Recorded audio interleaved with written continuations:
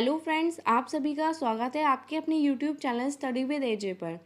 आज मैं number system का पार्ट थर्ड लेकर आई हूँ, जिसमें मैं पूरी कंसेप्ट और साथ में उसकी ट्रिक भी बता रही हूँ। ये वीडियो का पार्ट थर्ड है। अगर आपने पार्ट फर्स्ट और पार्ट सेकंड नहीं देखे हैं तो उसका लिंक मैं डिस्क्रिप्शन बॉक्स में और आई बटन दोनों पर दे दूँगी, तो वहाँ से जाकर आप इन्हें देख सकते हैं। तो स्टार्ट करते हैं वीडियो। संख्या पद्धति, जिसमें हमने पिछली बार पढ़ा था अगर 2 बार भाग देने की शर्त हो और जोड़ घटाव पर प्रश्न देखे थे। इस वीडियो में हम पढ़ेंगे घातांकीय भाग पर प्रश्न में सूत्र पर प्रश्न। तो पहले कुछ इम्पोर्टेंट पॉइंट्स पढ़ लेते हैं। तो पहला है a पर घात n प्लस b पर घात n में यदि n विषम हो तो इसका एक गुणनखंड निश्चित रूप से a प्लस b होगा। दूसरा है A N minus B N में यदि एन विषम हो तो इसका एक गुणनखंड निश्चित रूप से ए माइनस बी होगा। थर्ड है A N minus B N में यदि एन सम हो तो इसके निम्न दो गुणनखंड होंगे ए माइनस बी और ए प्लस बी। अब ये कैसे आया इसे समझते हैं। तो ए क्यू और बी क्यू को जब हम खोलेंगे तो ए प्लस बी और a square plus b square minus a b, इस तरीके से ये खुलेगा। तो इसका एक गुणनखंड ए प्लस बी तो होगा, निश्चित रूप से होगा। ठीक है, और क्या कहा गया है इसमें, यदि एन विषम हो, यहाँ एन विषम है, 3 है एन।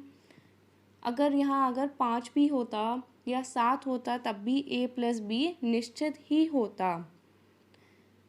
नेक्स्ट कहा गया था A N minus B N में यदि एन विषम हो, तो हमने लिया है ए क्यू माइनस बी क्यू, तो इसका एक गुणनखंड निश्चित रूप से क्या होगा, ए माइनस बी होगा। जब हम इस फॉर्मूले को ओपन करेंगे तो इसका एक गुणनखंड क्या निकल के आएगा, ए माइनस बी, तो निश्चित रूप से आएगा ही आएगा।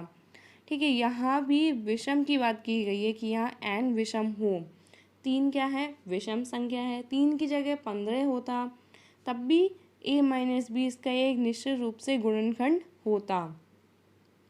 नेक्स्ट है A N minus B N में यदि एन सम हो, तो यहाँ हमने लिया है ए स्क्वायर माइनस बी स्क्वायर, जिसमें दो क्या है, सम संख्या है, दो सम संख्या है, तो इसके दो गुणनखंड होंगे। कौन कौन से, ए माइनस बी और ए प्लस बी।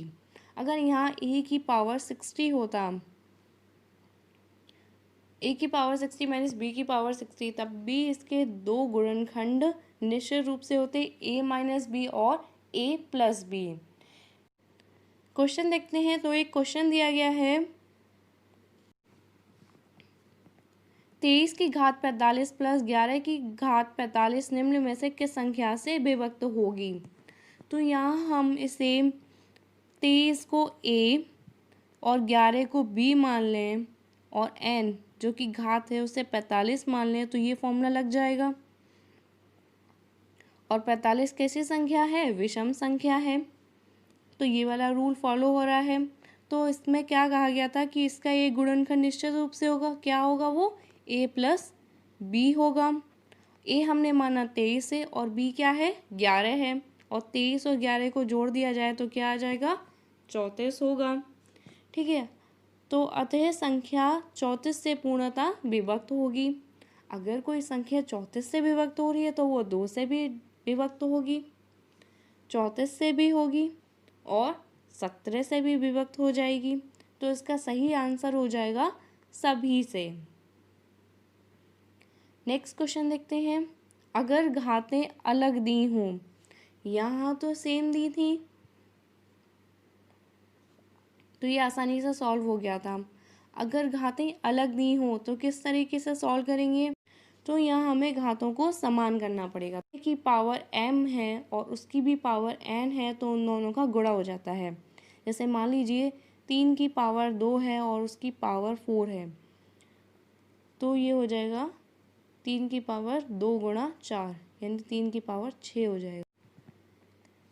तो यहाँ हम करेंगे 3 की घात 41 प्लस, अगर हम इस तरीके से कर दें 7 की घात 2 और उस पर घात 41, तो हमने जाना था कि इन दोनों का गुणा हो जाता है, तो 41 गुणा 2 बराबर 82।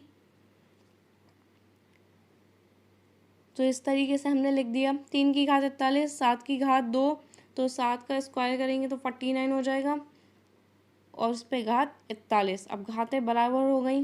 घातें बराबर होने के बाद हमने देखा 41 कैसी संख्या है, एक विषम संख्या है, और विषम संख्या में क्या करते हैं, जोड़ देते हैं a प्लस बी, तो उत्तर आ जाएगा 52। तो जो 52 से विभक्त हो जाएगा वो 2 से भी विभक्त होगा, 13 से भी विभक्त हो जाएगा, क्योंकि 52 के क्या है, गुणनखंड है। तो सही आंसर हो जाएगा सी, ए और बी दोनों से। अगर आपको वीडियो अच्छी लग रही हो तो वीडियो को लाइक कीजिएगा, चैनल को सब्सक्राइब कीजिएगा, साथ में बेल आइकन को ज़रूर दबाएं।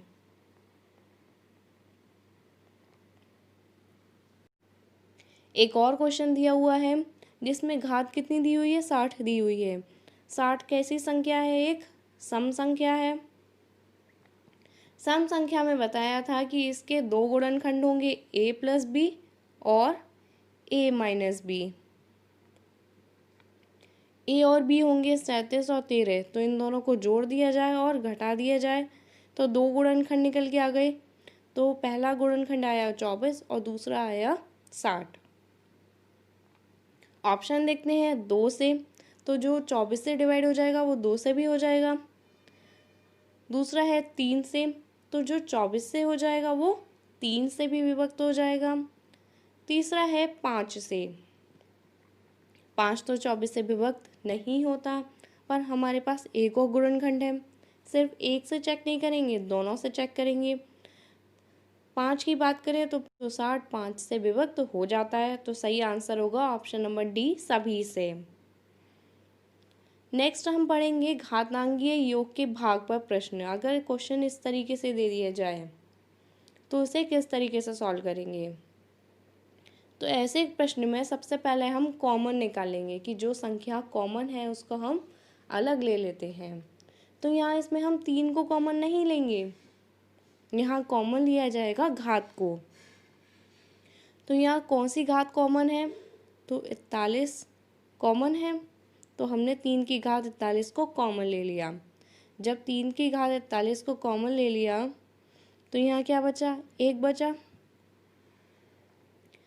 3 की घात 42, 3 की घात 41 हमने कॉमन लिया है 3 की घात 42 में, तो कितना बचेगा, एक बचेगा, यानी 3 की घात 1।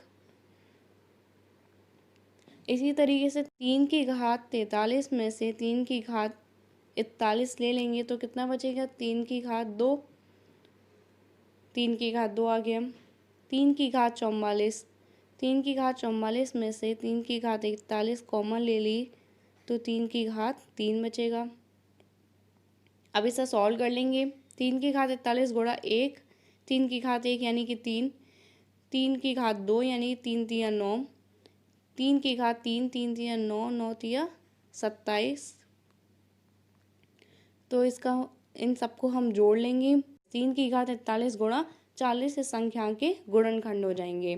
क्वेश्चन में कहा गया है 2 से, तो जो 40 से विभक्त हो जाएगा वो 2 से ही विभक्त हो जाएगा, 5 से भी हो जाएगा, 9 से। तो बात करी जाए 3 की घात 41 की, तो 3 की घात 41 को हम 3 की घात 2 और 3 की घात 39 इस तरीके से भी लिख सकते हैं।